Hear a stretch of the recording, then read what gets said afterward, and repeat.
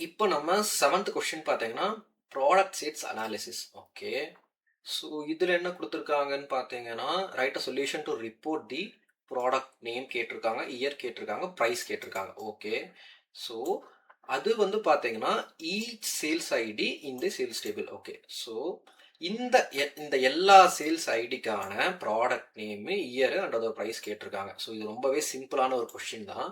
So இது எப்படி எடுக்கலான்னு பார்த்தீங்கன்னா, ஜஸ்ட் டைரக்ட் கோடு தான். செலக்ட் என்னென்ன வேணும்? ப்ராடக்ட் நேம் வேணும். ப்ராடக்ட் நேம் அது எந்த டேபிள் இருந்து எடுக்கிறோம்? ப்ராடக்ட் டேபிள் இருந்து எடுக்கிறோம். இந்த பி டேபிள்னு வச்சுக்கலாம். Okay. B dot product name. Then வந்து பார்த்தீங்கன்னா இயர் வந்து ஏ டேபிள் இருந்து எடுக்கிறோம். ஏ டாட் இயர்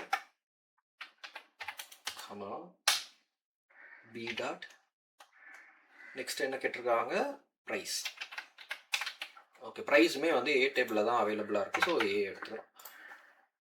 இப்போ ஃப்ரம் எந்த டேபிள் இருந்து ஏ டாட் ஃப்ரம் சேல்ஸ் ஏ. இப்போ வந்து பார்த்தீங்கன்னா லெஃப்ட் ஜாயிண்ட் யூஸ் பண்ணிக்கலாம், ரைட் ஜாயிண்ட் எந்த ஜாயிண்ட் வேணால் யூஸ் பண்ணிக்கலாம். ஏன்னு பார்த்தீங்கன்னா இந்த சேல்ஸ் ஐடிக்கு ரைட் ஜாயிண்ட் யூஸ் பண்ண முடியாது. ஏன்னு பார்த்தீங்கன்னா இப்போ சேல்ஸ் ஐடி வந்து லெஃப்ட் டேபிள் இருக்குது, இது ரைட் டேபிள் இருக்குன்னு வச்சுக்கோங்க. நம்ம எடுக்க போகிறது அப்படி தான் எடுக்க போகிறோம். ஸோ டிஃபால்ட்டாக இப்போ இன்னர் ஜாயிண்ட் கொடுத்தீங்கன்னா இந்த சேல்ஸ் ஐடிக்கான ப்ராடக்ட் ஐடிஸ் எல்லாமே நமக்கு கிடைக்கும். At the same time left joint கொடுத்தாலுமே கிடைக்கும். ஸோ இப்போ நான் லெஃப்ட் ஜாயிண்ட்டே கொடுக்குறேன். ஏன்னா all the records from the left table sales side இருக்க எல்லா ரெக்கார்ட்ஸ்க்கான மேட்சிங் வரணும். Okay. Left join products B product B. இப்போ எதை வச்சு மேட்ச் பண்ணோம் அப்படின்னா ஆன். இப்போ நமக்கு காமன் காலம் ஃபீல்டு என்னன்னு பார்த்தீங்கன்னா ப்ராடக்ட் ஐடி தான். ஓகே. அப்போ A dot product ID is equal to B dot